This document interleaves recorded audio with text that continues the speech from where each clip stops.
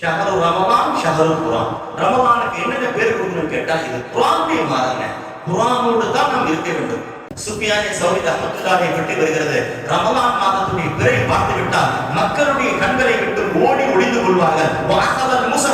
நான் யாரிடத்திலும் பேச மாட்டேன், என் ரப்பிடத்தில் நான் பேசுவேன் என்று குரானை எடுத்து விட்டு ஓடுவார்கள். போதும், உங்களிடத்தில் பேசியதெல்லாம் பேசி பேசி எங்களுக்கு என்ன கிடைத்தது? பாவத்தை தான் நாங்கள் சுமந்து விட்டோம், நன்மையை சம்பாதிப்பதற்கு எனக்கு வாய்ப்பு கொடுங்கள் என்று குரானை திறப்பார்கள், ஓடுவார்கள் என்று சொன்னார். இன்னொரு விஷயம் சொல்றாங்க, ஒமன் தஹஸ்ஸா சம்மன். ரெண்டாவது என்னங்க, அதிகமாக சூசைட் பண்றவங்க விஷம் குடிச்சிக்கிறாங்க. ஸல்லல்லாஹு அலைஹி வஸல்லம் சொன்னாங்க, யாராவது ஒருத்தன் தான் உயிரை போக்குவதற்காக விஷத்தை குடித்து கொண்டான், ஃபகத்தல நஃப்ஸஹு, அதை கொண்டு தன் உயிரை மாய்த்து கொண்டால், ஃபஸம்மஹு ஃபீ யதிஹி. ஸல்லல்லாஹு அலைஹி வஸல்லம் சொல்ற வார்த்தை பாருங்க, நாளைக்கு அவன் நரகத்தில் அவன் கையில் விஷம் இருந்து கொண்டே இருக்கும். யதஹஸ்ஸாஹு ஃபீ நாரி ஜஹன்னம காலிதன் முகல்லதன் ஃபீஹா அபதா. இந்த உலகம் அழிகின்ற வரை அவன் அந்த விஷத்தை குடித்து கொண்டே இருப்பான். இந்த தண்டனை அவனுக்கு நடந்து கொண்டே இருக்கும் என்றார்கள் பெருமானார் ஸல்லல்லாஹு அலைஹி வஸல்லம். கேட்டீங்களா? அதே மாதிரிதான் ஒருத்தன் கத்தியால தன்னை குத்திக்கிட்டான், இரும்பால தன்னை வேதனை செஞ்சு தான் மரணித்து போய்விட்டான் என்றால் ஸல்லல்லாஹு அலைஹி வஸல்லம் சொன்னார்கள், ஃபஹதீதுஹு ஃபீ யதிஹி, அவன் கத்தி கையில் இருக்கும், நரகத்தில் அதை கொண்டே அவன் திரும்ப திரும்ப கிழித்து கொண்டே இருப்பான். கழுத்தை வெட்டி செத்து போனானா கழுத்தை வெட்டிக்கிட்டே இருப்பான். மௌத்தாவ இந்த உலகம் அழிகின்ற வரை இதே வேதனை தான் நடந்து கொண்டே இருக்கும் என்றார்கள் பெருமானார் ஸல்லல்லாஹு அலைஹி வஸல்லம். இவ்வளோ கஷ்டமான உலகத்தில் நபி யாராவது மரணித்து ஜனாசா வந்து விட்டால் வாழ்நாளில் 3 பேருக்கு நபி ஜனாசா குழு வச்சது கிடையாது. எவ்வளவு பெரிய நபி! அவர்கள் மூமின்கள் பாவம் மன்னிக்கப்பட வேண்டும் என்று ஆசைப்படுகின்ற நபி தன் வாழ்நாளில் 3 பேருக்கு ஜனாசா தொழ வைத்தது கிடையாது. ஃபர்ஸ்ட் யார் தெரியுமா?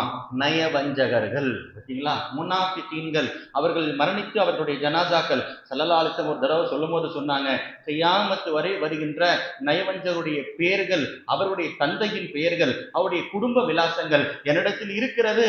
நான் அதை என் தோழர் ஹஜ்ரத் ஹுஸைஃபத்து பின் யமான் ரகசிய கண்காணிப்பாளர்கள் கொடுத்து விட்டேன் என்றார்கள் பெருமானார். அதனால்தான் அந்த ஹுதைஃபா பின் யமான் ஏதாவது ஜனாசா போனா உமர் ரலியல்லாஹு பின்னாடி போவாங்க. அவர் தொழுவாங்க, அவர் இல்லைன்னா அவர்கள் தொழ மாட்டாங்க. ஏங்க, இவர் நயவஞ்சகர், அதனால்தான் ஹுதைஃபா பின் யமான் தொழுகவில்லை என்று சொல்லி உமர் ரலியல்லாஹு போய்விடுவார்கள். எந்த அளவுக்கு அச்சம் பாருங்க. அந்த ஹுதைஃபா பின் யமானிடத்தில் போய் ஒரு தடவை உமர் ரலியல்லாஹு கேட்டாங்க, யாராவது இது மாதிரி ஒரு அச்சம் இருக்குதா? நம்ம எல்லாம் எவ்வளவு தைரியமா இருக்கிறோம். உமர் ரலியல்லாஹுடைய அச்சத்தை பாருங்க. சொர்க்கத்தை கொண்டு சுப செய்தி சொல்லப்பட்ட 2வது கலீஃபா, 2வது அஷரத்துல் முபஷராவில் 2வது நபி, நான் உன்னுடைய மேராஜுக்கு போகும்போது உன் சொர்க்கத்தை பார்த்து விட்டு வந்தேன் என்று சொன்னார்கள். அப்படிப்பட்ட சஹாபி உமர் ரலியல்லாஹு ஹுதைஃபா பின் யமான் கிட்ட போய் கேட்கிறாங்க, அந்த நயவஞ்சகர் பட்டியல் நபி கொடுத்தார்களே, அதில் என் பெயர் இருக்கிறதா பா? அதில் என்னுடைய பேர் இருக்கிறதா பார் என்று உமர் ரலியல்லாஹு கேட்டார்கள். இந்த அளவுக்கு அச்சம். அதனால்தான் ஸல்லல்லாஹு அலைஹி வஸல்லம் சொன்னார்கள், மூமின் ஆதரவும் வைக்க வேண்டும், அல்லாஹ் மன்னிப்பான் என்று, பயப்படவும் வேண்டும், தண்டிப்பான் என்று. அவன் தாங்க மூமின். தைரியமா சுத்தக்கூடாது. தைரியமும் அச்சத்திற்கு மத்தியில் ஈமான் என்றார்கள் பெருமானார். ஈமானுடைய பாதி என்னங்க? அந்த அச்சமும் இருக்க வேண்டும், மீதி பாதி அல்லாஹ் மன்னிப்பான் என்ற ஆதரவும் வைக்க வேண்டும் என்றார்கள் பெருமானார் ஸல்லல்லாஹு அலைஹி வஸல்லம். எனவே அப்படிப்பட்ட மன்னிப்பை நாம் பெற வேண்டும் என்று சொன்னால் வாழ்நாள் நபி 3 பேருக்கு ஜனாசா தொழ வச்சது கிடையாது. முதல்ல நயவஞ்சகர், 2வது யார் தெரியுமா? இன்னைக்கு கடன் சர்வசாதாரணமா பிடிச்சுங்க. ஒரு சாதாரண விஷயத்துக்கு கடன் வாங்கிறோம், சொல்லும் போது கொடுத்துருன்னு சொல்றோம், ஆனால் கொடுக்காமல் ஏமாற்றி விடுகிறோம். ஸல்லல்லாஹு அலைஹி வஸல்லம் சொன்னார்கள், பலரை நான் சொர்க்கத்தின் வாசலில் பார்த்திருக்கிறேன், அவர்கள் வாங்கிய கடனை திரும்ப கொடுக்காததின் காரணமாக அவர்கள் தொழுதிருக்கிறார்கள், நோன்பு வைத்திருக்கிறார்கள், ஹஜ் செய்திருக்கிறார்கள், எல்லா காரியமும் செய்தார்கள், வாங்கிய கடனை கொடுக்காததின் காரணமாக சொர்க்க வாசலில் நிப்பாட்டப்பட்டிருக்கிறார்கள். ஒரே ஒரு திர்ஹம் சொர்க்கத்தில் போவதை தடுத்து விட்டது. எவ்வளவு காசு கொடுக்கணும்? 100 ரூபாய் தரணும் கடன். அந்த கடன் 100 ரூபாய் அவரை சொர்க்கத்தில் போவதை விட்டு தடுத்து விட்டது என்றார்கள் பெருமானார் ஸல்லல்லாஹு அலைஹி வஸல்லம். பார்த்தீங்களா? கடன் வாங்கி இருந்தால், கொடுக்கவில்லை என்றால் நபி ஜனாசா தொழ வைக்க மாட்டார்கள். நபி கேட்பாங்க, இவருக்கு ஏதாவது கடன் இருக்குதா? கடன் இருக்குது என்று சொன்னால் நபி தொழ வைக்க மாட்டாங்க. நீங்க யாராவது தொழ வச்சுக்கொண்டாங்க. சில நேரத்தில் யாராவது பொறுப்பெடுத்துக் கொள்வார்கள், நபி தொழ வைப்பார்கள். இது 2வது. 3வது யார் தெரியுமா? அதைத்தான் நான் சொல்ல வருகிறேன். சூசைட் பண்ணவர்களுக்கு நபி தொழ வைத்தது கிடையாது. ஏன்? அவர்களுக்கு எப்படி போய் மன்னிப்பை கேட்பது? அல்லாஹும்ம ஃபிர் லஹு வர்ஹம்ஹு, அல்லாஹ் இந்த ஜனாசாவை மன்னித்து விடு, இவர் பெரிய பாவம் செய்திருக்கிறார், ஷிர்க்குக்கு நிகரான பாவம் செய்திருக்கிறார், தன்னையே அவர் அழித்திருக்கிறார், எனவே இவருக்கு போய் மன்னிப்பா, நபி மன்னிக்க வேண்டும் என்று கேட்டுவிட்டால் அல்லாஹ் மன்னித்து விடுவான். எனவே சூசைட் பண்ணவருக்கு நபி தொழ வைத்தது கிடையாது என்ற வரலாறுகள் எல்லாம் இருக்கிறது. எனவே நாம் மன்னிப்பினுடைய அந்த கடைசி நாளில் இருக்கிறோம். மகஃபிரத். பார்த்தீங்களா? நல்லா தெரிஞ்சுக்கோங்க, ரஹமத்துடைய முதல் 10 நாள் போயிடுச்சு, மகஃபிரத்துடைய கடைசி 10 நாள், நடு 10 நாள் போய்விடுகிறது. மகஃபிரத் தாங்க போச்சு, மன்னிக்கக்கூடிய அல்லாஹ் இருக்கத்தான் செய்கிறான். மன்னிப்பதற்கு ஏராளமான வழிகள் இருக்கிறதுங்க. ஏதோ ரமதானுடைய நடு 10 போயிடுச்சுன்னா மன்னிப்பே போனா மாதிரி கிடையாதுங்க. அந்த மன்னிக்கக்கூடிய விஷயங்களை பெருமானார் ஸல்லல்லாஹு அலைஹி வஸல்லம் சொன்னாங்க. இப்ப நம்முடைய பாவம் மன்னிக்கப்படணும், மற்ற நாட்களிலும் ரமதான் அல்லாத நாட்களில் மன்னிக்கப்படணும். என்னங்க செய்யறது? ஸல்லல்லாஹு அலைஹி வஸல்லம் ஒரு வழியை சொல்லி கொடுத்தாங்க. லா தஸாலு உம்மதி, என் உம்மத் யுஸல்லூன ஹாதிஹில் அர்பா, இந்த 4 ரக்அத்தை என் உம்மத் தொழுக வேண்டும். எந்த 4 ரக்அத்தை? ரக்அத்தானி கப்லல் அஸ்ர், எந்த ரக்அத்தை? அஸ்ருக்கு முன்னால் இருக்கக்கூடிய சுன்னத்தான 4 ரக்அத்தை என் உம்மத் தொழுதால், ஸல்லல்லாஹு அலைஹி வஸல்லம் சொல்றாங்க, யார் அஸ்ருக்கு முன் சுன்னத் 4 ரக்அத்தை தொழுவாரோ, ஹத்தா தம்ஷி அலல் அர்தி மக்ஃபூரா லஹா மக்ஃபிரத்தன் ஹதமா, மற்ற மன்னிப்புகள் எந்த அளவுக்கு உறுதியா கிடைக்கும்னு தெரியாது, மன்னிப்பு கிடைக்கவும் செய்யலாம், கிடைக்காமலும் போகலாம். அசருக்கு முன் சுன்னத்து 4 ரக்காத் தொழுகின்றவருக்கு மன்னிப்பு கிடைத்து விட்டது உறுதியாக. அவர் ரோட்டில் நடந்து போகின்ற பொழுது மன்னிக்கப்பட்டவராக நடந்து போகிறார். அவர் போகின்ற பாதை எல்லாம் மலக்குமார்கள் சொல்கிறார், இதோ போகின்றாரே, இவர் யார் தெரியுமா? இவருடைய பாவத்தை அல்லாஹ் மன்னித்து விட்டான், இவருடைய பாவத்தை அல்லாஹ் மன்னித்து விட்டான் என்று சுப செய்தி சொல்லுகின்றார்கள் மலக்குமார்கள். அப்படிப்பட்ட மன்னிக்கப்பட்டவராக ரோட்டில் நடந்து செல்கிறார் என்றார்கள் பெருமானார் ஸல்லல்லாஹு அலைஹி வஸல்லம். என்று சொன்னால் நாம் பார்க்க வேண்டும். எனவே ரொம்ப ஈஸியான முறைங்க. அசருக்கு முன்னாடி 4 ரக்காத். ஸல்லல்லாஹு அலைஹி வஸல்லம் சொன்னார்கள், ரஹிமல்லாஹு இம்ரான், அல்லாஹுடைய ரஹமத் ஒரு அடியான் மேல் சூழ்ந்து கொண்டே இருக்கிறது. மன் ஸல்லா கப்லல் அஸ்ரி அர்பஅன், யார் அசருக்கு முன்னால் 4 ரக்காத் சுன்னத் தொழுவாரோ அவருக்கு அல்லாஹுடைய ரஹமத்து தான் அவரை சூழ்ந்து கொள்கிறது என்றார்கள் பெருமானார். அதனால மன்னிப்பை பெறுவதற்கு பல வழிகள் இருக்கிறதுங்க. இன்னொரு ஹதீஸ்ல ஸல்லல்லாஹு அலைஹி வஸல்லம் சொன்னார்கள், மன் அகாத மல்ஹூபன், யார் சிரமத்தில் மாட்டிக்கொண்டானோ, சில பேருக்கு காசு பிரச்சனை, சில பேருக்கு மன உளைச்சல்கள், பலதரப்பட்ட பிரச்சனைகள் ஒரு மனிதனுக்கு இருக்கிறது. அந்த நேரத்தில் அவன் தட்டு தடிமாறி கொண்டிருக்கிறான். யாராவது நமக்கு ஆதரவு கொடுக்க மாட்டாங்களா, யாராவது நல்ல ஆலோசனைகள் சொல்ல மாட்டாங்களா, இது மாதிரி மாட்டிக்கிட்டோமே, அப்படிப்பட்ட சிக்கி கொண்டவனுக்கு யார் உதவி செய்வானோ, ஸல்லல்லாஹு அலைஹி வஸல்லம் சொன்னார்கள், அல்லாஹ் அவனுக்கு 70 வகையான மன்னிப்பை தருகிறான். 70 மன்னிப்பு அவனுக்கு கிடைத்து விட்டது என்றார்கள் பெருமானார். யார் கஷ்டத்தில் மாட்டிக்கொள்கிறானோ அவனுக்கு போய் நாம் உதவி செய்து விட்டால், எத்தனையோ பேர் இருக்கிறாங்க ஸ்கூலுக்கு ஃபீஸ் கட்ட முடியல, எத்தனையோ பேர் இருக்கிறாங்க ஹாஸ்பிட்டலுக்கு காசு கொடுக்க முடியல, அது போன்று சிரமத்தில் மாட்டிக்கொண்டவர்களை தேடி நாம் ஜக்காத்தை கொடுக்க வேண்டும். இன்னைக்கு ரொம்ப வருத்தத்துக்குரிய செய்தி, ஜக்காத் கொடுக்கப்படுகிறது, முறையானவருக்கு போய் சேர்கிறதா கேட்டா கிடையாது. யாரோ ஒருத்தர் கை நீட்டினார், அவரு கொடுத்துட்டாங்க, இவர் கை நீட்டினார், அவரு கொடுத்துட்டாங்க, யாரோ வாங்கி கொடுக்கிறார்களே தவிர முறையானவர்கள் தகுதியானவருக்கு போகிறதா? ஸல்லல்லாஹு அலைஹி வஸல்லம் இது போன்ற செய்திகளை நமக்கு இங்கே சொல்லித் தருகிறார். எனவே ரமலானுடைய இந்த நடுப்பத்தினுடைய கடைசி நாள் மக்ஃபிரத், நாளை முதல் கடைசி 10 நாட்கள் ஐத்துக்கும் மினன் நார், நரகத்திலிருந்து விடுதலை செய்யப்படுகின்ற நாட்கள். நாளை முதல் நாம் அதிகமாக அல்லாஹும்ம அத்தினி மினன் நார் வாதத்தில் ஜன்னத என்ற துவாவை, அல்லாஹும்ம இன்ன நஸ்அலுக்கல் ஜன்னத வ நஊது பிக மினன் நார், அதிகமான அந்த துவாக்களை நாளை முதல் நாம் ஓதிக்கொள்ள வேண்டும். குறிப்பாக இஅ்திகாஃப் என்ற ஒரு அமல், பார்த்தீங்களா, ரொம்ப சிறந்த அமல்ங்க. ஏத்திகாஃபுடைய நன்மை நமக்கு தெரியல, அதனாலதான் பள்ளிவாசலுக்குள்ள வரும் பொழுது ஒரு மனிதன் உள்ள வருடத்திலிருந்து நேர்த்தி வச்சுக்க வேண்டியதுதான். எப்போ பள்ளிவாசலுக்கு வந்தாலும் நவைத்துல் இஅ்திகாஃப் மா தும்து ஃபீ ஹாதல் மஸ்ஜிதி லில்லாஹி தஆலா, இந்த பள்ளிவாசலில் நான் இருக்கும் காலமெல்லாம் அல்லாஹ்வுக்காக நான் ஏத்திகாஃப் இருக்கிறேன் நியத்தோட வந்துருங்க. அரை மணி நேரம் இருக்கலாம் பாருங்க, இஷாவுக்கு 8:30க்கு வந்தவங்க 8:45க்கு வந்தவங்க மணி 10 ஆச்சு, 2 மணி நேரம் ஏத்திகாஃப் என்பது எவ்வளவு பெரிய சவாப் தெரியுமா?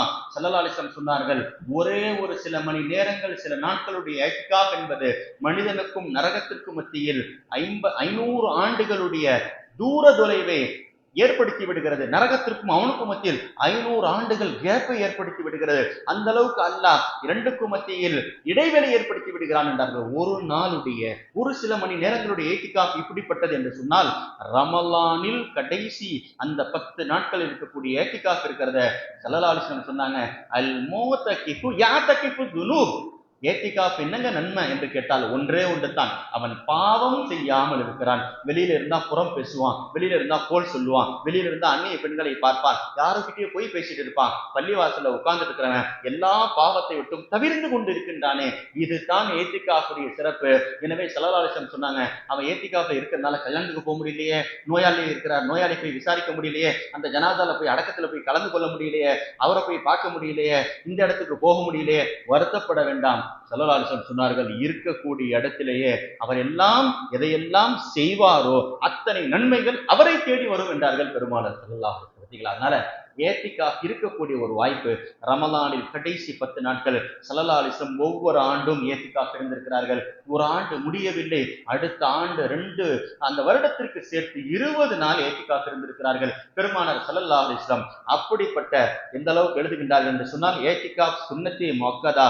ஒரு ஊரிலே ஒரு மஹல்லாவிலே யாருமே ஏத்திகாஃப் இல்ல, ஜும்மா நடைபெறுகின்ற பள்ளிவாசலில் தான் ஏத்திகாஃப் இருக்க வேண்டும், நோன்பு வைத்துக் கொண்டு தான் ஏத்திகாஃப் இருக்க வேண்டும். ஏத்திகாஃப் யாரும் ஒரு ஜும்மா நடைபெறுகின்ற பள்ளிவாசல் இல்லை என்று சொன்னால் அனைவரின் மீது குற்றவாளிகள், அல்லாஹ்வுடைய சாபங்களும் வேதனைகளும் அனைவரின் மீது இறங்கும் என்ற அடிப்படையில் ஹதீஸ்கள் இருக்கிறது என்று சொன்னால், பள்ளிவாசல் எதற்குங்க?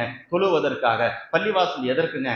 ஏத்திகாஃப் இருப்பதற்காக. இந்த 2 தாங்க பள்ளிவாசலுடைய நோக்கம். லில் ஆகிபீன் வல் முஸல்லீன், தொழுவதற்காகவும் ஏத்திகாஃப் இருப்பதற்காகத்தான் பள்ளிவாசல் கட்டப்பட்டிருக்கிறது. காபா ஒரு கூடுதலாக தவாப் செய்வதற்காக என்று குர்ஆன் சொல்லி தருகிறது.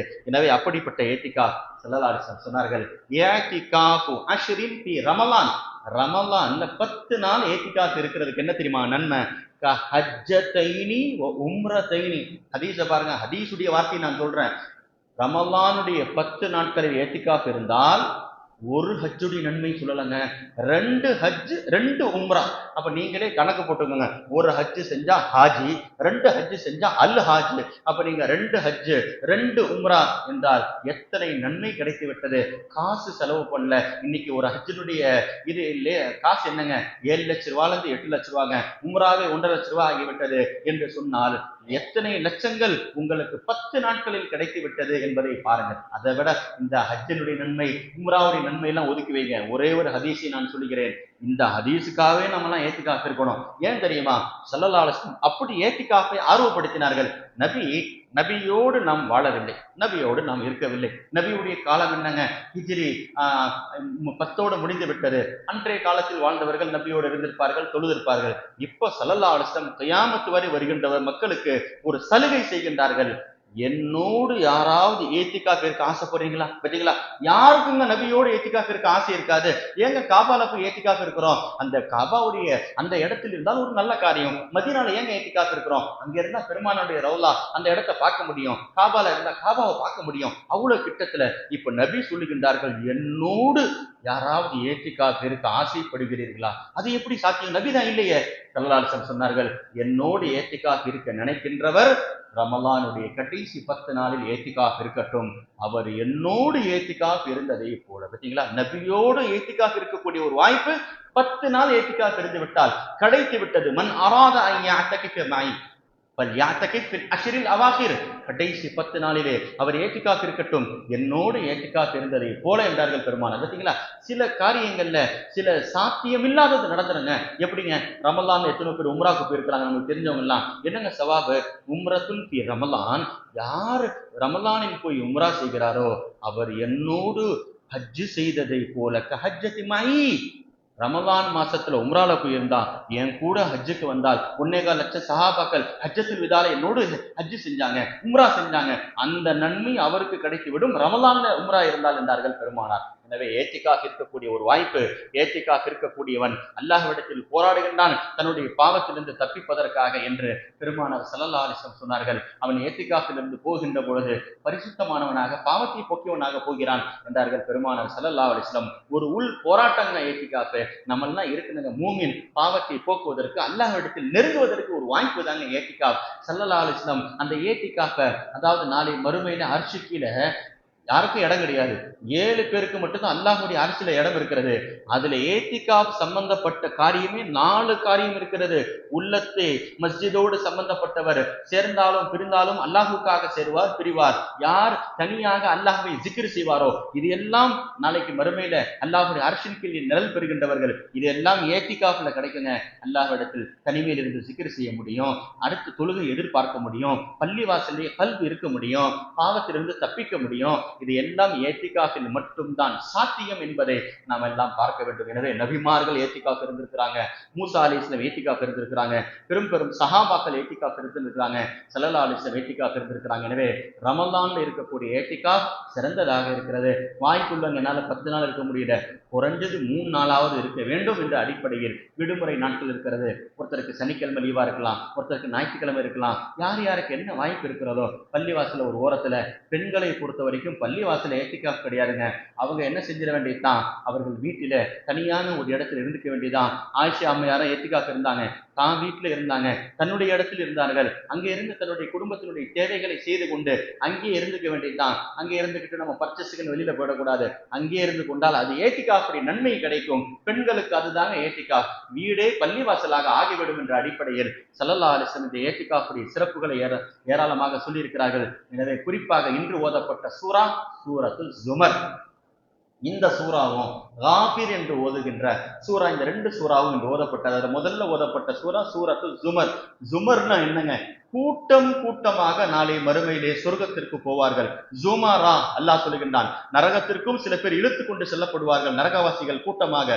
சொர்க்கத்தின் பக்கம் இழுத்து கொண்டு செல்லப்படுவார்கள் சொர்க்கவாசிகள். நரகத்தின் பக்கம் இழுத்து கொண்டு போறாங்கன்னா புரிகிறது, ஏன் அவன் போறதுக்கு பயப்படுவான். சொர்க்கத்தின் பக்கம் சில பேர் போக மாட்டார்கள். என்ன காரணம்? அல்லாஹ்வை எப்பொழுது பார்த்து விட்டார்களோ அந்த இன்பத்திலேயே அவர்களுக்கு சொர்க்கம் தெரியாமல் போய்விடும். அவர்களை வலுக்கட்டாயமாக மலக்குமார்கள் இழுத்து செல்வார்கள். இன்று ஓதப்பட்ட சூரத்து ஜுமர் என்று சொன்னாலே சொர்க்கத்தினுடைய மாளிகைகள், சொர்க்கத்தினுடைய அறைகள். அதனால்தான் ஸல்லல்லாஹு அலைஹி வஸல்லம் சொன்னார்கள், சொர்க்கத்தினுடைய மாளிகைக்குள் நீ நுழைய ஆசைப்பட்டால் நீ சூரத்து ஜுமரை ஓதிக்கொள், நீ சொர்க்கத்துக்குள்ள போயிட்டு வந்தா மாதிரியே ஒரு ஃபீல் இருக்கும் என்றார்கள் பெருமானார் ஸல்லல்லாஹு அலைஹி வஸல்லம். எனவே இந்த சூரா எப்படிப்பட்ட சூரா? ஸல்லல்லாஹு அலைஹி வஸல்லம் இந்த சூரா இறங்கிய பிறகு ஸல்லல்லாஹு அலைஹி வஸல்லம் சொன்னார்கள், நீங்கள் எல்லாம் சொர்க்கத்துக்குரிய மாளிகைக்குள்ள போனோமா, இன்ன ஃபில் ஜன்னத்தி லகுரஃபா, சொர்க்கத்தில் ஒரு மாளிகை இருக்கிறது. எப்படிப்பட்ட மாளிகை தெரியுமா? யரா லாஹிரஹா மின் பாத்தினிஹா, உள்ள இருந்து பார்த்தா வெளியிலே தெரியும். வ பாத்தினஹா மின் லாஹிரிஹா, வெளியில இருந்து பார்த்தா உள்ள உள்ளதெல்லாம் தெரியும். அப்படிப்பட்ட பிரம்மாண்டமான சொர்க்கத்தினுடைய ஒரு மாளிகை இருக்கிறது. அத்தஹல்லாஹ், அந்த சொர்க்கத்துடைய மாளிகை அல்லாஹ் எல்லாருக்கும் தருவது கிடையாது. லிமன் அலானல் கலாம், பேச்சில் மென்மையாக யார் பேசுவாரோ, ஏழை எளிய மக்களுக்கு யார் உணவு கொடுப்பாரோ அல்லாஹ் அந்த மாளிகையில் அவர்களை மட்டும் நுழைக்க செய்வான். பள்ளி வாசலில் யாரெல்லாம் நோன்பு வைத்துக் கொண்டு இருப்பார்களோ, வல்லைலு வசல்லா பில்லைலி வன்னாஸ் நியாம், மக்கள்லாம் தூங்குகின்ற போது இரவிலே யார் தனியாக தொழுவாரோ அப்படிப்பட்டவர் தான் அந்த சொர்க்கத்துடைய மாளிகைக்குள் நுழைவார் என்றார்கள் பெருமானார் ஸல்லல்லாஹு அலைஹி வஸல்லம். எனவே சூரத்துல் ஜுமர ஓதி பாருங்க. அல்லாஹ் தஆலா இதிலே சொர்க்கத்துடைய இன்பங்களே கூட்டம் கூட்டமாக நுழைகின்ற அந்த வசனத்தை பற்றி எல்லாம் சொல்லுகிறான். அதனால்தான் இந்த சூரா இறங்கிய பிறகு ஸல்லல்லாஹு அலைஹி வஸல்லம் தன்னுடைய தோழர்கள் எல்லாம் அமர வைத்து சொன்னார்கள், இன்னி காரிஉன் அலைக்கும் ஆயாத்தி மின் ஆகிரி சூரத்துல் ஜுமர். சூரத்துல் ஜுமருடைய கடைசி அந்த 5 வசனங்களை நான் இப்பொழுது ஓத போகின்றேன். பமன் பகா மின்கும், நான் இந்த சூறாவை இந்த ஆயத்தை ஓதிய பிறகு உங்களில் யாருக்கெல்லாம் அழுக வாய்ப்பு இருக்கிறதோ அவர்கள் அழுது விடுங்கள். வஜபத் லஹுல் ஜன்னா, யாருடைய கண்கள்ல இருந்து தண்ணீர் வந்து விட்டதோ அவருக்கு சொர்க்கம் கிடைத்து விட்டது என்றார்கள். ஃபகரஅஹா, நபி அவர்கள் ஓதினார்கள். வமா கதருல்லாஹ் ஹக்கா கத்ரி, சூரத்துல் ஜுமருடைய 62வது ஆயத்திலிருந்து சூரத்துல் ஜுமர் முடிகின்ற வரை நபி ஓதிக்கொண்டே இருந்தார்கள். சில சஹாபாக்கள் அழுதார்கள், சில சஹாபாக்கள் அழுகவில்லை. நபி சொன்னார்கள், பமின்னா மன் பக்கா, அப்துல்லாஹ் இப்னு மஸ்ஊத் சொல்லுகிறார்கள், சில பேர் அழுதார்கள். வமின்னா மன் லம் யப்கி, சில பேர் அழுகவே இல்லை. ஸல்லல்லாஹு அலைஹி வஸல்லம் சொன்னார்கள், அழுகாதவர்கள் நபியை பார்த்து சொன்னாங்க, ஜஹதனா அன் நபிக்கிய யா ரசூலுல்லாஹ், நாங்கள் அழ முயற்சி செய்கிறோம், பலம் நபிக்கு எங்களால் அழுக முடியவில்லை என்று சொல்லுகின்ற பொழுது ஸல்லல்லாஹு அலைஹி வஸல்லம் திரும்ப சொன்னார்கள், இன்னி சஅக்ரவுஹா அலைக்கும், அழுக வரலையா, திரும்பவும் இந்த சூறாவை நான் ஓதுகிறேன், திரும்பவும் இந்த ஆயத்தை நான் ஓதுகிறேன். பமல்லம் யபிகி பல்யதபாக்கி, அழ வராதவர்கள் அழுவதை போல நடிக்கட்டும் என்றார்கள் பெருமானார் ஸல்லல்லாஹு அலைஹி வஸல்லம். அப்படிப்பட்ட அழுவதற்கு நடிப்பதற்கு தகுதியான ஒரு சூறாவுடைய வசனத்தை தான் நாம் இன்று சூரத்து ஜுமர் என்ற ஒரு வசனத்தை ஓதி இருக்கிறோம். எனவே அல்லாஹ் தஆலா இந்த சூறாவுடைய சிறப்புகள் சொல்வதற்கு நேரமில்லை. குர்ஆனுடைய அர்ஜா ஆயத் என்று சொல்லுகின்ற 52வது வசனம் என்னங்க? குர்ஆனுடைய மிக ஆதரவான ஆயத். பாவிகள், பாவம் செய்தவர்கள், தவறு செய்தவர்கள் தப்பிப்பதற்கு ஒரு சான்ஸ் இருக்குதாங்க. குர்ஆனுடைய இந்த சூரத்து ஜுமருடைய 52வது வசனம் தான் மனிதர்களை இந்த நம்பிக்கை ஊட்டுகிறது. மனிதன் எவ்வளவு பெரிய பாவம் செய்தவனாக இருந்தாலும் நாளை மறுமையில் தப்பிக்க வாய்ப்பு இருக்கிறது. காரணம், இந்த ஆயத்து எப்பொழுது இறங்கியது என்று சொன்னால், பாவம் செய்தவர்கள் இஸ்லாத்தில் நுழைய வருகின்றார்கள். அவர்களுக்கு பயமாக இருந்தது, நாம் ஒரு காலத்தில் பெரிய பெரிய பாவம் செஞ்சோமே, நம்ம இஸ்லாத்துல வந்து அந்த பாவம் எல்லாம் போயிடுமா என்று நினைத்து கொண்டிருந்தார்கள். அவர்கள் விஷயமாக இறங்கிய ஆயத்து தான் சூரத்து ஜுமருடைய 52வது ஆயத்து. குல் யா இபாதி அல்லதீன, பாவம் செய்த என் அடியார்களே, லா தக்னது மிர் ரஹ்மத்தில்லாஹ், அல்லாஹ்வுடைய அந்த கிருபையிலிருந்து ஆதரவிலிருந்து நிராசையாகி விடாதீர்கள். இன்னல்லாஹ யக்ஃபிரு துனூப ஜமீஆ, அல்லாஹ் எல்லா பாவத்தையும் மன்னிப்பான். அல்லாஹ்வுக்கு பிடிக்காத பாவம் ஷிர்க் தான். அதையே நீங்கள் கலிமா சொல்லிவிட்டால் மன்னிப்பான் என்று சொன்னால், ஹம்சா ரலியல்லாஹுவை கொலை செய்த வஹ்ஷி அவர்கள் இஸ்லாத்திற்கு வர நினைக்கின்றார்கள். ஆனால் அவர்களுக்கு தடையாக இருக்கிறது, நம்ம இஸ்லாத்துக்குள்ள போனா நம்ம ஹம்சாவை கொலை பண்ணமே, அல்லாஹ் இந்த பாவத்தை மன்னிச்சிருவானா என்று நினைத்து கொண்டிருக்கின்ற பொழுதுதான் அல்லாஹ் சூரத்து ஜுமருடைய 52வது வசனத்தை இறக்கி வைத்தான். எல்லா பாவத்தையும் அல்லாஹ் மன்னிப்பான் என்ற வசனம் இறங்கியது ஹஜ்ரத் ஹம்சா ரலியல்லாஹுவை கொலை செய்த வஹ்ஷி விஷயத்தில் என்று சொன்னால் நாம் எல்லாம் பார்க்க வேண்டும். திஹ்யா கலவி என்று சொல்லுகின்ற ரொம்ப அழகாக இருக்கக்கூடியவர், பனு கிலாபனுடைய தலைவர். ஜிப்ரீல் அலைஹிஸ்ஸலாம் வந்தால் இவர் தோற்றத்தில் தான் வருவார்கள், மனித தோற்றத்தில். ஜிப்ரீல் அலைஹிஸ்ஸலாம் வஹி 7 விதமாக பூமிக்கு வருகிறது. அதில் ஒரு விதம் நபிக்கு ரொம்ப இலகுவான விதம் என்ன தெரியுமா? கஷ்டமான விதம், அப்படி மணி அடிக்கிற மாதிரி இருக்கும். ரொம்ப நபிக்கு கடினமாக இருக்கும், குளிர்காலமாக இருந்தாலும் வேர்வை வந்து விடும். அதுதான் ரொம்ப கஷ்டமான முறை. நபியை சொன்னாங்க, எனக்கு ரொம்ப ஈஸியான முறை. திஹ்யா கலவியினுடைய தோற்றத்தில் ஜிப்ரீல் வருவார்கள், மனித தோற்றத்தில் சில சந்தேகத்தை சில விஷயத்தை சொல்லிட்டு போயிட்டு இருப்பாங்க. இதுதான் எனக்கு வஹி வருவது ரொம்ப லேசு. அந்த திஹ்யா கலவி ஏறத்தாழ 500 பெண் குழந்தைகளை தன் கையால் உயிரோடு அந்த கபரிலே அடக்கம் செய்திருக்கிறார். இவர் இஸ்லாத்திற்கு வருகின்ற பொழுது, நான் 500 குழந்தைகளை உயிரோடு புதைத்திருக்கிறேன், என் பாவத்தை அல்லாஹ் மன்னிப்பானா என்று கேட்கின்ற பொழுது இறங்கிய வசனம் தான் சூரத்து ஜுமருடைய 52வது வசனம் என்று சொன்னால், இறை நேசர்கள், சூஃபியாக்கள், முஃபஸ்ஸிரீன்கள் சொல்லுகின்றார்கள், இந்த வசனம் மட்டும் குர்ஆனில் இல்லை என்று சொன்னால் நாங்கெல்லாம் நரகவாசிகள் என்று நாங்களே டிக்ளேர் பண்ணிடுவோம். இந்த ஆயத்து தான் எங்களுக்கெல்லாம் ஒரு மன்னிப்பை, ஒரு ஆதரவை தருகிறது. மன்னிக்கப்படுவீர்கள் என்ற ஒரு வசனம். எனவே தான் ஸல்லல்லாஹு அலைஹி வஸல்லம் சொன்னார்கள், இந்த குர்ஆன்லயே ரொம்ப சிறந்த வசனம் ஆயத்துல் குர்சி, வஅதலு ஆயத்தின் ஃபில் குர்ஆன், குர்ஆன்லயே நேர்மையை சொல்லி தருகின்ற ஆயத். இன்னல்லாஹ யஅமுரு பில் அத்ல், அதே போன்று குர்ஆன்லயே ஆதரவு வைக்கக்கூடிய ஒரு ஆயத்து தான் சூரத்துல் ஜுமர், சூரத்துல் ஜில்ஸலா என்று வருகின்ற ஃபமன் யஅமல் மிஸ்கால தர்ரத்தின் கைரன் யரா. இந்த ஆயத்து தான் குர்ஆன்லயே பயமுறுத்தாட்டுகின்ற ஆயத் என்றார்கள் பெருமானார். ஏன்? சின்ன பாவம் செய்திருந்தாலும் யரஹு, அதை அவன் தண்டிப்பான் அல்லாஹ் சொல்லல, அதை அவன் பார்ப்பான் என்று குர்ஆனுடைய வசனம் சொல்கிறது என்று சொன்னால், நன்மையும் நாம் பார்ப்போம், தீமையும் பார்ப்போம் என்று சொல்லுது. இந்த ஆயத்து தான் மிகவும் பயமுறுத்தாட்டுகின்ற ஆயத் என்று பெருமானார் ஸல்லல்லாஹு அலைஹி வஸல்லம் அவர்கள் சொன்னதெல்லாம் நமக்கு தெரிகிறது. எனவே நாம் இன்று ஓதப்பட்ட சூரத்துல் ஜுமர்ல அல்லாஹ் தஆலா பலதரப்பட்ட விஷயங்கள், மகாலீதுஸ் ஸமாவாதி வல் அர்த், வானம் பூமியினுடைய சாவிகள் என்று சூரத்துல் ஜுமருடைய வசனம் சொல்கிறது. சையதுனா உஸ்மானே கனி நபியிடத்தில் போனார்கள், யா ரசூலுல்லாஹ், ஜுமரிலே ஒரு ஆயத்து இருக்கிறது, வானம் பூமியினுடைய சாவிகள், பூட்டுக்கு சாவிகள் இருக்கிறது, நம்மால் பார்க்க முடிகிறது, வானம் பூமியினுடைய சாவிகள் எங்கே இருக்கிறது என்று கேட்கின்ற பொழுது பெருமானார் ஸல்லல்லாஹு அலைஹி வஸல்லம் உஸ்மானே கனியை பார்த்து சொன்னாங்க, உஸ்மானே மா ஸஅலனி அன்ஹா அஹதுன் கப்லக, இந்த ஆயத்தை பற்றி விளக்கத்தை யாரும் உனக்கு முன்னால் கேட்டதே கிடையாது, நீ தான் முதலில் கேட்கிறாய். நான் தஃப்சீருஹா, நான் அதை விளக்குகிறேன் என்று சொல்லி நபி சொன்னார்கள். இந்த வானம் பூமியினுடைய சாவிகள் 4 வார்த்தைகள் தான். லா இலாஹ இல்லல்லாஹு வல்லாஹு அக்பர் சுப்ஹானல்லாஹி வ பிஹம்திஹி அஸ்தக்ஃபிருல்லாஹ் லா ஹவ்ல வலா குவத இல்லா பில்லாஹில் அலியில் அதீம். இந்த வார்த்தை தான் வானம் பூமியினுடைய சாவிகள் என்ற ஒரு செய்தியை பெருமானார் ஸல்லல்லாஹு அலைஹி வஸல்லம் சொல்லிக் கொடுத்தார்கள். எனவே கன்சுல் அர்ஷ் என்று சொல்லப்படுகின்ற மிகப்பெரிய ஆயத்துகளாக இந்த சூறாவிலே இது எல்லாம் இருக்கிறது. அல்லாஹ் தஆலா சூரத்துல் ஜுமருடைய அந்த ஆயத்தை, சூறாவை ஓதாமல் பெருமானார் ஸல்லல்லாஹு அலைஹி வஸல்லம் இரவில் தூங்க மாட்டார்கள் என்று ஆயிஷா ரலியல்லாஹு அவர்கள் சொல்லித் தருகின்ற ஹதீஸ்கள் எல்லாம் இருக்கிறது. எனவே அல்லாஹ் தஆலா இதற்கு அடுத்து ஓதப்பட்ட சூரா தான் சூரத்துல் காஃபிர், சூரத்துல் மூமின். ஹஜ்ரத் மூசா அலைஹிஸ்ஸலாம் காலத்தில் ஃபிரௌனுக்கு எதிராக ஒரு கலிமா சொல்லிவிட்டார். அவருடைய வரலாறு ஒரே ஒரு ஆயத்து வருகிறது. அதனால் அல்லாஹ் இந்த சூராவுக்கு பேரே சூரத்துல் மூமின் என்று சொல்லிவிட்டார். என்னங்க சூரத்துல் காஃபிர், மன்னிக்கக்கூடிய சூரா. ஏங்க அல்லாஹ் அந்த சூராவுடைய 3வது வசனத்திலேயே காஃபிர தம்பி, பாவத்தை மன்னிக்கக்கூடியவன் இறைவன் என்று சொல்வதன் காரணமாக இந்த சூராவுக்கு பேரே சூரத்துல் காஃபிர். அந்த சூரத்துல் மூமின்ல இருந்து தொடங்கி 7 சூரா ஆமீன் ஆமீன் ஆமீன் என்று வருகிறது. 7 சூராவும் ஆமீன் ஆமீன் ஆமீன் என்று வருகிறது. அதனால தான் ஸல்லல்லாஹு அலைஹி வஸல்லம் சொன்னார்கள், அல் ஹவாமீன், என் குர்ஆனிலே எனக்காக கொடுக்கப்பட்ட இந்த வேதத்தில் இருக்கக்கூடிய ஹாமீம் சூறாக்கள் இருக்கிறது, இது ஹஜ்ரத் தாவூத் அலைஹிஸ்ஸலாம் கொடுக்கப்பட்ட ஜபூருக்கு நிகரானது என்றார்கள். பார்த்தீங்களா, ஜபூர் வேதம் பெரிய வேதம், அது சிறந்த வேதம். அந்த வேதத்திற்கு நிகரானது என்ன தெரியுமா? எனக்கு கொடுக்கப்பட்ட குர்ஆன்ல இருக்கக்கூடிய ஹாமீம் சூறாக்கள் என்றார்கள் பெருமானார் ஸல்லல்லாஹு அலைஹி வஸல்லம். இந்த ஹாமீம் சூறாவை ஓதினார்னா அவர் குர்ஆனை ஓதினார், ஹாமீம் ஓதினார்னு சொல்லாதீங்க, அவர் ஜபூரை ஓதிவிட்டார். அந்த அளவுக்கு சிறப்புகள் ஹாமீம் என்று தொடங்குகின்ற சூறாக்களுக்கு இருக்கிறது. எனவே 7 சூறாக்கள் அடுத்தடுத்து வருகிறது. அதையெல்லாம் நாம் இன்றும் ஓதினோம், நாளையும் ஓதுவோம். அப்படிப்பட்ட ஒரு சூறா என்று ஓதப்பட்டது. ஒரே ஒரு செய்தி நான் சொல்லி முடிக்கிறேன். அதுல அந்த சூறால அநேகமாக 5வது 4வது வசனத்துல போய் பாருங்க. சூரத்துல் காஃபிர்ல 5வது 6வது வசனத்துல அர்ஷை சுமக்கக்கூடிய மலக்குமார்கள், அல்லதீன யஹ்மிலூனல் அர்ஷ், 4 மலக்குமார்கள் என்று அர்ஷை சுமக்கின்றார்கள். நாளை மறுமையில் 8 மலக்குமார்கள் சுமப்பார்கள்.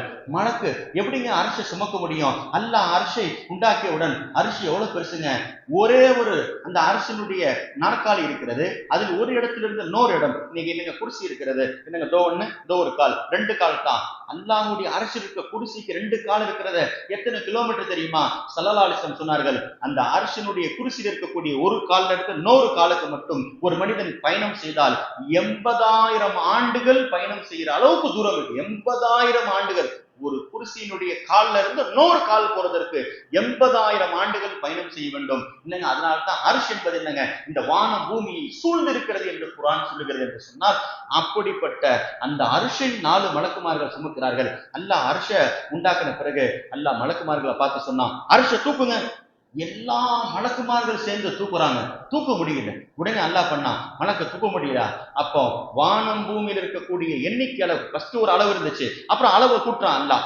வானம் பூமியில் இருக்கக்கூடிய மனிதர்களுடைய எண்ணிக்கை அளவுக்கு அல்லாஹ் மலக்க படைச்சு இப்ப தூக்குங்கன்னா தூக்குறாங்க, தூக்க முடியல. அடுத்து அல்லாஹ் சொன்னான், அப்படியா பூமியில் இருக்கக்கூடிய மிருகங்கள் அளவுக்கு அந்த மலக்குகளை படைத்து விட்டான். இப்பொழுது சொன்னான் தூக்குங்கள், தூக்க முடியவில்லை. கடைசியில் அல்லாஹ் சொன்னான், வானம் பூமியில் இருக்கக்கூடிய மண் அளவுக்கு கல் அளவுக்கு மலக்குகளை படைத்த பிறகு இவ்வளவு பேர் சட்டிங்க, தூக்குங்க, தூக்கவே முடியல. எத்தனை எண்ணிக்கைகள் போனாலும் அல்லாஹ்வுடைய அர்ஷை அசைக்க முடியவில்லை. அல்லாஹ் பார்த்தான், இப்படியே போயிட்டு இருந்துச்சுன்னா எண்ணிக்கை கூட்டிக்கொண்டே போக வேண்டும், என்னுடைய அர்ஷை சுமக்க முடியாது. நான் ஒரே ஒரு வார்த்தையை சொல்கிறேன், நீங்கள் சுமந்து விடுவீர்கள் என்று சொல்லுகின்ற பொழுது அல்லாஹ் அர்ஷை சுமக்கின்ற மலக்குமார்களை பார்த்து சொன்னான், இப்பொழுது சொல்லுங்கள், லா ஹவுல வலா குவத இல்லா பில்லாஹில் அலியில் அதீம் என்று சொன்னவுடன் அவர்கள் அர்ஷை தூக்கினார்கள், தூக்கி முடித்து விட்டார். பார்த்தீங்களா, எவ்வளவு பெரிய வார்த்தை. லா ஹவுல வலா குவத இல்லா பில்லாஹில் அலியில் அதீம் என்று சொன்ன உடனே அர்ஷையை தூக்க முடியும் என்று சொன்னால் நம்முடைய வாழ்க்கையினுடைய கஷ்டங்களா போகாது, சிரமங்களா போகாது. அர்ஷை சுமக்கக்கூடிய மலக்கை பார்த்து மியாராஜிலே நபி கேட்டார்கள், நாங்கெல்லாம் உலகத்தினுடைய பொருட்களை தூக்குகின்றோம், சிறந்தவர்களே உங்களை பார்த்து ஒவ்வொரு நாளும் இன்னைக்கு என்னங்க, இந்த பெரிய பெரிய யூனிவர்சிட்டியில பாத்தீங்கன்னு சொன்னா காலையில அங்க இருக்கக்கூடிய அந்த கிளர்க்குகளை வாட்ச்மேன்களை எல்லாத்தையும் நிப்பாட்டி ஒரு மீட்டிங் நடக்கும். அதே மாதிரி ஒவ்வொரு நாளும் காலையில் எல்லா மலக்குமார்களையும் எல்லாம் நிப்பாட்டுவான். நிப்பாட்டி என்ன தெரியுமா செய்வான்? சொல்லுங்கள் சலாம். யாருக்கு? அரிசை சுமக்கக்கூடிய மலக்கு 4 பேருக்கு எல்லா மலக்குமார்கள் சலாம் சொல்ல வேண்டும். எல்லாரும் சலாம் சொல்லிவிட்டு தான் அவங்க வேலைக்கு போவாங்க என்ற ஹதீஸில் வருகிறது. ஏன் தெரியுமா அந்த அரிசை சுமக்கிற மலக்குக்கு அவ்வளவு சிறப்பு? அந்த மலக்கு 4 பேரை கொண்டு தான் உலகம் முழுக்க அனைவருக்கும் சாப்பாடு கிடைக்கிறது. நம்ம என்ன நினைச்சிட்டோம், கடையில போய் உட்காந்துட்டோம், கடையை திறந்துட்டு உட்காந்துட்டோம், அதனால சாப்பாடு கிடைக்கிறது. ஸல்லல்லாஹு அலைஹி வஸல்லம் சொன்னார்கள், அந்த 4 மலக்குமாருடைய முகங்கள் இருக்கிறது, ஒன்று மனித தோற்றத்தில் இருக்கிறது, அவர் மனிதர்கள் உணவை அல்லாஹ்விடத்தில் கேட்டு வாங்கி தருகிறார். இன்னொரு மனிதர் இருக்கிறார், அவர் இன்னொரு மலக்கு இருக்கிறார், அவர் பருந்து தோற்றத்தில் இருக்கிறார், அவர் பறவைகளுக்காக கேட்கின்றார். ஒருவர் சிங்க தோற்றத்தில் இருக்கிறார், அவர் மிருகங்களுக்காக கேட்கின்றார். ஒருவர் காலை மாடுகளுடைய தோற்றத்தில் இருக்கிறார், அவர் கால்நடைகளுக்காக உணவை கேட்கிறார். இந்த 4 மலக்கை கொண்டு தான் உலகம் முழுக்க அல்லாஹ் உணவை தருகிறான். வெறும் அரிசியுடைய மலக்கு அரிசை மட்டும் சுமக்கலங்க, அவர் உணவை கேட்கின்றார். அல்லாஹ் அவர் மூலமா தான் உலகம் முழுக்க உணவை சப்ளை செய்கிறான் என்று பெருமானார் ஸல்லல்லாஹு அலைஹி வஸல்லம். அப்போ மலக்கு அரிசி சுமக்கிற ஒரு மலக்கை நபி சொன்னார்கள், நான் அவரை பார்த்தேன், அவருடைய ஒரு தோள்பட்டையிலிருந்து இன்னொரு தோள்பட்டை வரை நான் பார்க்கிறேன் 700 ஆண்டு பயணம் செய்கிற தூரம். என்னங்க இங்க இருந்து தோள்பட்டை இவ்வளவு தான், டைலர் அளவெடுத்தார்னா 2 நிமிஷத்துல அளவெடுத்துறாரு. ஆனா நபி சொல்லுகின்றார்கள், அர்ஷ சுமக்கிற மலக்கை நான் பார்க்கிறேன், ஒரு தோல் புஜத்திலிருந்து இன்னொரு தோல் புஜம் வரை 700 ஆண்டு பயணம் செய்ய வேண்டும். அந்த அளவுக்கு இவ்வளவு பெரிய கேப் இருக்குது என்று சொன்னால் அவரால் தான் அர்ஷை சுமக்க முடிகிறது. நான் அவர்களை பார்த்து கேட்டேன், நீங்கள் அர்ஷை சுமக்கின்றீர்களே, என்ன ஓதுகின்றீர்கள், எப்படி இந்த சிரமத்தை நீங்கள் தாண்டுகின்றீர்கள் என்று சொல்லுகின்ற பொழுது அவர்கள் சொன்ன ஒரு வார்த்தை, சுப்புஹுன் குத்தூசுன் ரப்புனா ரப்புல் மலாயிகத்தி வர்ரூஹ் என்ற ஒரு விஷயத்தை தான் அல்லாஹ் எங்களுக்கு ஓத சொல்லியிருக்கிறான். அதை நாங்கள் ஓதுவதன் காரணமாக இந்த அர்ஷை சுமக்கக்கூடிய சிரமங்கள் எங்களுக்கு தெரியவில்லை, அந்த கஷ்டம் எங்களுக்கு லேசாக மாறிவிடுகிறது என்று மலக்குமார்கள் சொன்னதெல்லாம் ஹதீஸ்களிலே நம்மால் பார்க்க முடிகிறது. எனவே அல்லாஹு தஆலா இந்த சூறாவிலே பலதரப்பட்ட செய்திகள், ஒரே ஒரு நேரம் கடந்து விட்டது, ஒன்றே ஒன்று தாங்க. இது சூரத்துல் காஃபிர்ல வருகிற ஒரு வார்த்தையாக இருக்கிறது. நாம் இதை ஓதிக்கொள்ளுகின்ற பொழுது கண்டிப்பாக நம்முடைய சிரமங்கள், சூரத்துல் காஃபிர் மூமினுடைய 44வது வசனத்துல போய் பாருங்க. ஹஜ்ரத் மூசா அலைஹிஸ்ஸலாம் சொன்ன ஒரு வார்த்தை குர்ஆன் சொல்லுகிறது, உஃபவ்விது அம்ரி இலல்லாஹ் இன்னல்லாஹ பஸீரும் பில் இபாத். சிரமங்கள், கஷ்டங்கள், நமக்கு சக்திக்கு மீறிய வேலைகள் கொடுக்கப்பட்டா, ஆபீஸ்ல மென்டலி டார்ச்சர்கள் ஏற்படுகிறது, என்னங்க ஒரே போனா நம்மளால போட்டு சாறு புளிக்கின்றார்கள் என்று எல்லாரும் ரொம்ப பேர் சொல்றாங்க, எங்களால வேலை செய்ய முடியல, என்னங்க செய்யறது? உஃபவ்விது அம்ரி இலல்லாஹ் இன்னல்லாஹ பஸீரும் பில் இபாத். இந்த வசனத்தை ஹஜ்ரத் மூசா அலைஹிஸ்ஸலாம் ஓதினார்கள். அடுத்த வசனத்தில் அல்லாஹ் சொல்லுகின்றான், மூசா நபி எப்பொழுது இந்த வார்த்தையை சொன்னார்களோ, ஃபிர்அவுனை விட்டும் அல்லாஹ் மூசா நபியை பாதுகாத்து விட்டான், வெற்றியை தந்து விட்டான். உஃபவ்விது அம்ரி இலல்லாஹ், என்னுடைய பொறுப்புகள் எல்லாம் அல்லாஹ்விடத்தில் நான் ஒப்படைக்கிறேன் என்ற வார்த்தையை மூசா அலைஹிஸ்ஸலாம் சொன்னவுடன் ஃபிர்அவுனிடத்திலிருந்து அல்லாஹ் காப்பாற்றி விட்டான் என்று சொன்னால் நம்மையும் அல்லாஹ் காப்பாற்றுவான் என்ற நம்பிக்கைகள் இந்த ஹதீஸிலே நமக்கு கிடைக்கிறது. எனவே இது போன்ற பல வார்த்தைகள் இன்று ஓதப்பட்ட சூறாக்களிலே ஃபிர்அவுன் தான் அதிகமாக இன்றைய கபரிலே வேதனை செய்யப்படுகின்றான். காலையும் அவனுக்கு வேதனை, மாலையும் அவனுக்கு வேதனை, கபரிலே வேதனை நடக்கிறது என்ற வசனமும் இன்று ஓதப்பட்ட சூரத்துல் காஃபிருடைய அந்த 48வது ஆயத்திலே வருகிறது. இது போன்ற செய்திகள் எல்லாம் அல்லாஹ் தஆலா இன்று ஓதப்பட்ட சூறாக்களிலே சொல்லித் தருகின்றான். எனவே ஹாமீம் சரிதா என்று சொல்லுகின்ற சூறாவும் ஓதப்பட்டது. அல்லாஹ் தஆலா நமக்கு ரமலானுடைய இந்த மன்னிப்பினுடைய கடைசி நாளிலே நாம் எல்லாம் அல்லாஹ்விடத்தில் மன்னிப்பை கேட்க வேண்டும். மன்னிக்கப்பட்டதுக்கு என்னங்க செய்யறது? பாவம் செய்யாமல் இருக்க வேண்டும். எல்லாரையும் உயர்த்தி நினைங்க. எப்பொழுதும் பிறரை பார்க்கின்ற பொழுது உயர்த்தி பாருங்கள், நம்மை பார்க்கின்ற பொழுது தாழ்த்தி பாருங்கள். என்னை விட உலகில் மிகப்பெரிய அநியாயக்காரன் பாவி யாரும் கிடையாது, மற்றவரெல்லாம் உயர்ந்தவர்கள், சிறந்தவர்கள். நபிமார்கள் எப்பொழுது மன்னிக்கப்பட்டார்கள் தெரியுமா? இன்னி குன்து மினல் ஸாலிமீன், நான் அநியாயக்காரன், மற்றவர்கள் உயர்ந்தவர்கள் என்று சொன்னவனை அல்லாஹ் மன்னித்து விட்டான். நபிமார்கள் என்னங்க பாவம் செஞ்சாங்க? அவங்களே நான் அநியாயக்காரன், நான் அநியாயக்காரன். பாவம் செஞ்ச நாம் நம்மை அநியாயக்காரன் சொல்ல மாட்டோம். நபிமார்கள் சொல்லிவிட்டார்கள், அல்லாஹ் அவர்களுடைய பாவத்தை மன்னித்து விட்டான். எனவே ரமலானுடைய கடைசி 10 நாட்களை இபாதத்தை கொண்டு, ஏத்திகாஃபை கொண்டு, கியாமுல் லைலை கொண்டு, குறிப்பாக அந்த ஒற்றைப்படை இரவுகளை அதிகமாக நாம் தொழுகின்ற பொழுது, அழுகின்ற பொழுது, அதில் ஏதாவது ஒரு இரவுகள் லைலத்துல் கத்ராக இருக்கலாம். அல்லாஹு தஆலா அந்த நாளை அடைவதை கொண்டு நம்முடைய பாவங்களை மன்னிப்பான். அல்லாஹு தஆலா இன்று ஓதப்பட்ட சூறாக்களை அமல் செய்யக்கூடிய, பின்பற்றக்கூடிய பாக்கியத்தை அல்லாஹ் நம் அனைவருக்கும் தருவானாக. வாஹிரு தாவானா அல்ஹம்துலில்லாஹி ரப்பில் ஆலமீன். அஸ்ஸலாமு அலைக்கும் வரஹ்மத்துல்லாஹி வபரகாத்துஹு. தஆலா இந்த வருடத்தின் ரமலான் மாதத்தின் பரலான நோன்பை அதாவாக நாளை பிடிக்க இன்று நியதி செய்கிறேன் அல்லாஹுக்காக. ஆமீன். அல்ஹம்துலில்லாஹி ரப்பில் ஆலமீன். அல்லாஹும்ம ஸல்லி அலா சய்யிதினா முஹம்மதின் وعلى آل سيدنا محمد وبارك وسلم عليه. سبوح قدوس ربنا رب الملائكة والروح لا حول ولا قوة إلا بالله العلي العظيم. فوض أمري إلى الله إن الله بصير بالعباد. ربنا آتنا في الدنيا حسنة وفي الآخرة حسنة وقنا عذاب النار. صل على النبي سيدنا محمد وعلى آله وأصحابه أجمعين. والحمد لله رب العالمين.